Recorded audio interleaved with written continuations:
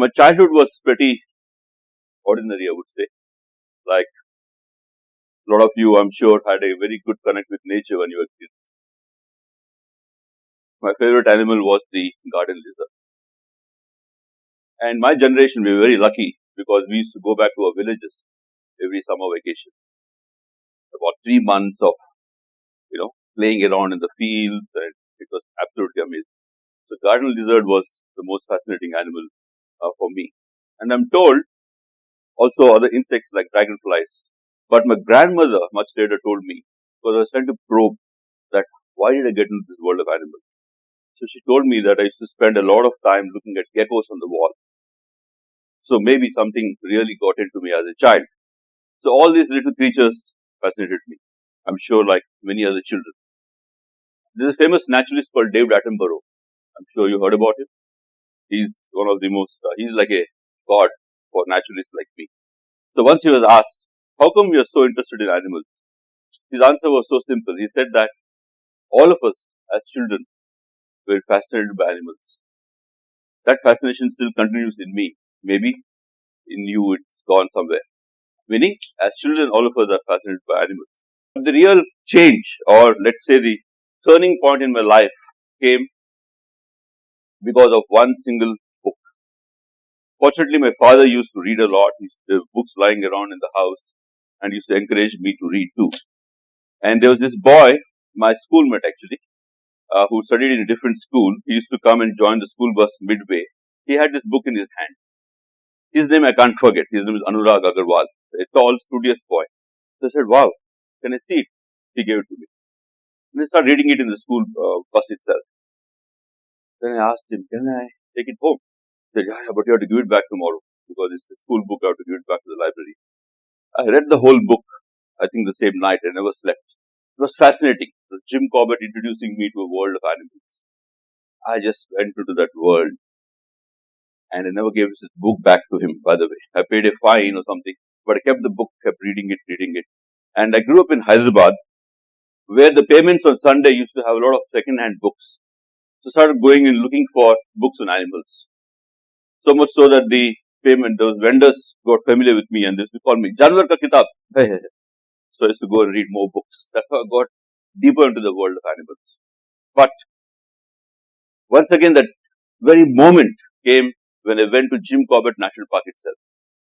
As soon as I joined my university in Delhi, I packed my bag and went to Jim Corbett, which was very close by, and was dreaming about going to this national park for years. And there was this sal forest. At 4:30 in the evening, it was already a little dark. And I was fascinated by this real forest, because till then it was virtual in my mind. And out came a somber stag in its full winter coat, and our eyes met, and it was literally love at first sight. And I tumbled head over heels in love with wild animals. And then I started journeying, meaning I said, okay, how can I see more animals? How can I go to all national parks? As a student who had thin budgets, so I cycled my way to South India looking at national parks. And I also went on a motorcycle to Rajasthan and Gujarat and just learned more and discovered more, and then went deeper into the world of animals. And I moved to Bangalore meanwhile, because Bangalore has fantastic access to a lot of national parks around. But still, the love for animals was stuck in my heart. This is not enough. Dealing with bulls and bears? No, that's not my idea of wildlife.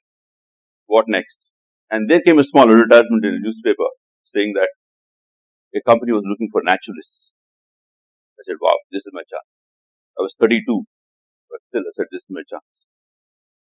So forget about the money. I don't care. Let me just plunge into this.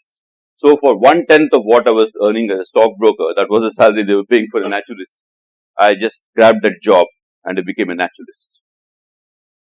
So those of you who are students who may not know who a naturalist is somebody who takes people to national parks, guides them into national parks, and gives them an interpretive experience of the wildlife.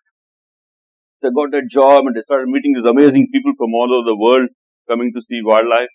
And this was based in a place called Kabini, a very beautiful place, a little spot of heaven on earth. So I was very, very happy with that. And that gave me the opportunity of further getting into the world of animals. For example, the tiger. This animal fascinates everybody. This was voted recently as the most favorite animal in the world in a survey done by Animal Planet. I don't know if you saw that. Right from a small child to anybody gets fascinated by this animal. There's something charismatic about this cat. So I had some amazing encounters with tigers. One was on foot. While we were doing a tiger census, I was a part of a tiger census and going along with a forest guard who was armed, who was supposed to be armed because of elephants in that area. And we had 3 volunteers with me, but they were very tired the day before we walked 25 kilometers in May in the summer in Nagahole. So I said, okay, you guys join me later. So I was going along with this guard on this narrow path in Nagahole, and there came a sound which is the most hair-raising sound you can hear in the jungle. The sound of a tiger calling. I said, wow. So I just hid there in the path because I thought the tiger was coming on the path towards us. And I was right because after about 30 seconds, I couldn't hold myself anymore. So I just stood up like that on my toes because the path was climbing down like that and the thick brush. And the tiger was doing the same on the other side. The tiger was actually stopped and it was also looking at me like this. So it vanished in a second. That's what tigers do. They're like ghosts when it comes to seeing them actually. But I was very lucky that I actually saw a tiger live in that census time.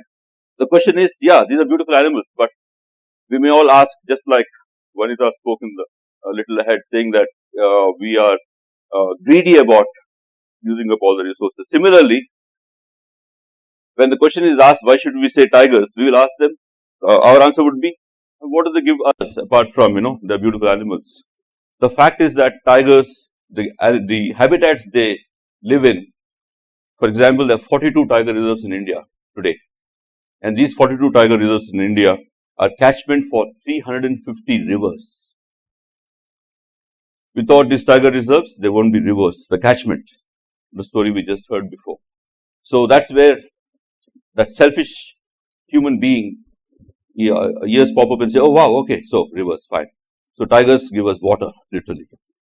So that's the very reason why we should conserve these animals. So there we go, a few more encounters. I had a fantastic experience of spending a lot of time in Africa. I go there every year. And there's this amazing gentleman whom I met, Michael, he's a wildlife photographer. He said, why don't you come and camp with me, not stay in the resorts? So I said, okay, great. So I camped with him in Masai Mara, in the middle of Masai Mara. And we have to get out of the camp at 6 in the morning or 5:45. It's still dark. So going to the loo would be at 5:15 or so, imagine. And on the way, you could meet the most dangerous animal in Africa, the hippos, because they all get out of the river and come on the land to graze and they go back again. But early in the morning, they're coming back to the river. That's where you're going. The loo tent is right there. So you have to be very careful. Otherwise, you'll be caught. So that one morning in the camp, because we were moving camp that day, I was walking around with Michael behind me, looking for birds actually, and came across this very fresh pug mark. First time I'm seeing a lion pug mark so clearly, because usually you're going around in vehicles. So I said, wow, Michael, isn't this very fresh? I asked him. Michael was an ex-big game hunter, so he knows. He said, yeah, sure, it is fresh. So I bent down to take a picture of this, and Michael grabbed my shoulders from behind. I thought he was joking because a prankster, but then I realized that lion was right there. The lion which made the pug mark went down to the river bank, so he was pointing out to me. I said, wow. So I thought, God. So since my camera was already ready taking that pug mark picture, I just pointed out and took this picture. And the lion was actually walking away, but the click of the camera alerted him. And he looked at me in the eye. I said, God, I think this time we are gone, we and Michael, because right there, 10 feet or not 10, 20 feet away is a wild lion. So I thought we'll be eaten like this. But then the lion ran away, giving us the message that man is the most dangerous animal. I was disappointed actually, but this big lion is running away from us. So Masai Mara. Now coming back to India, one of the most amazing animals lives in the Himalayas. This is the view of the Himalayas when you're flying over the Himalayas. It's fascinating. It's 30 minutes a jetliner will take to cross the Himalayas. Just take the flight from Delhi to Leh. And there you land and you walk this beautiful habitat called the Hippos National Park. This is the habitat of the snow leopard. the rarest cat, wild cat in the world. Rare because number one, it's very small, very well hidden in the snow. Secondly, it's got this huge habitat spread over the mountains. So to find a small cat like that is quite difficult. And also it lives up on the mountains, and you have to trek 18,000 feet up to see the snow leopard. So this is Himalayas National Park. See how beautiful it is. So looking for tracks and signs, I had a fascinating guide. This was a sign of a kill of a snow leopard. The guy in the middle is my guide, Namgil, amazing guy. He knows the mountains like anything.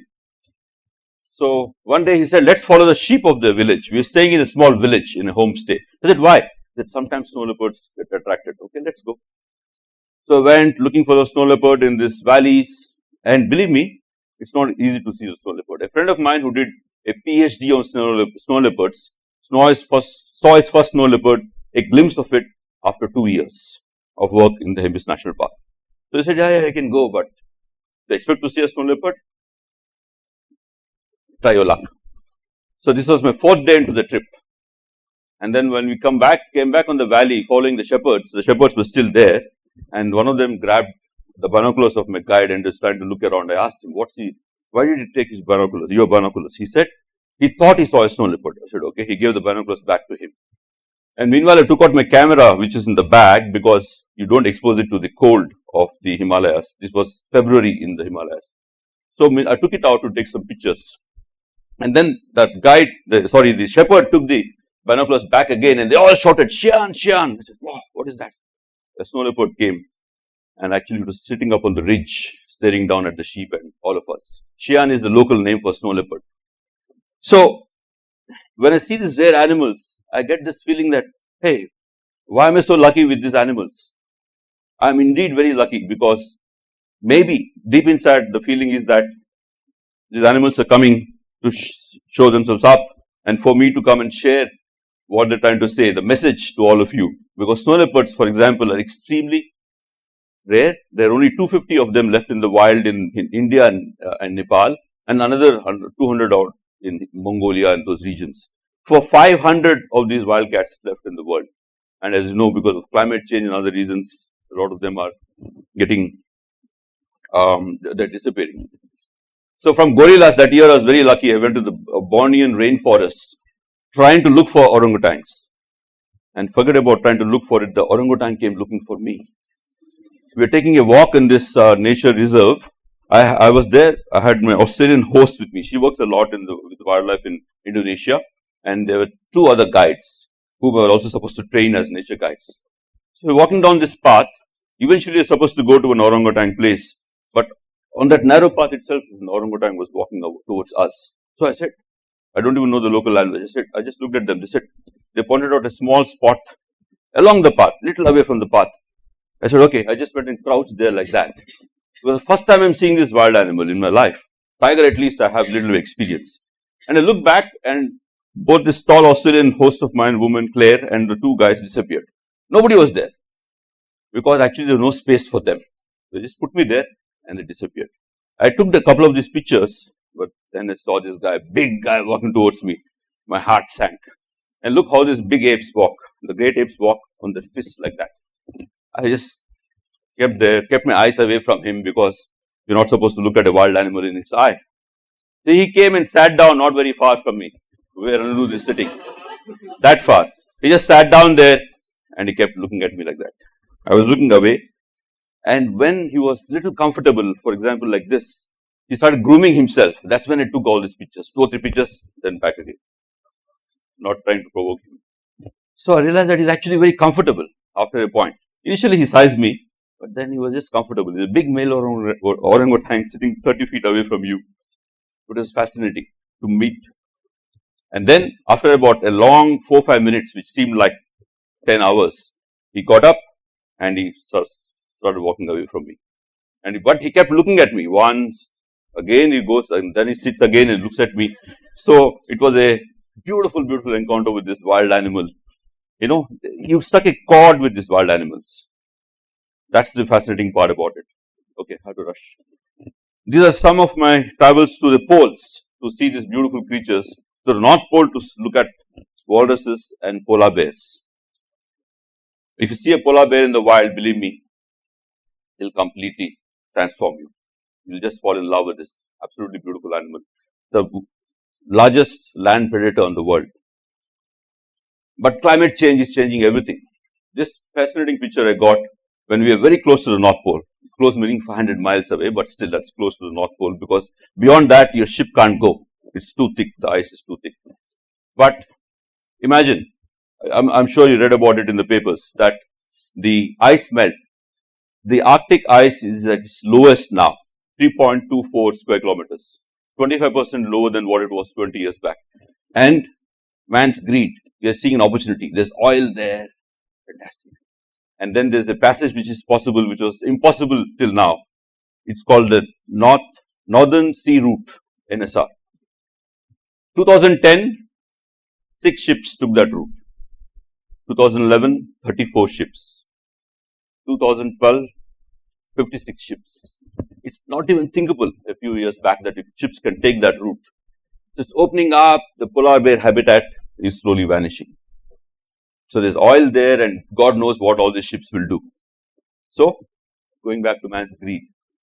So, civilization, so-called development, Homo sapiens, rushing through everything. We are cutting down our forests, destroying our rivers and all the natural resources at such a scale that we don't even know what we are losing. For example, just first week of this month, there was this newspaper report saying that scientists have discovered 60 new species in a rainforest country called Suriname in South America. Just 3 weeks expedition. 16 scientists of Conservation International Organization, they went on an expedition and they discovered 60 new species. Fascinating. So in other words, we don't know what is there in our world, but just rapidly destroying our forests and cutting them through. But like I said, all these habitats, all these beautiful lands actually sustain us with water. All the forests, as you know, the sources of all energy for us, including our hydrocarbons, come from ancient forests, and they absorb all the carbon dioxide and give us so much oxygen, but we don't know where we're heading. So that's the utilitarian part of it for humans. But when it comes to sheer beauty, here's my case.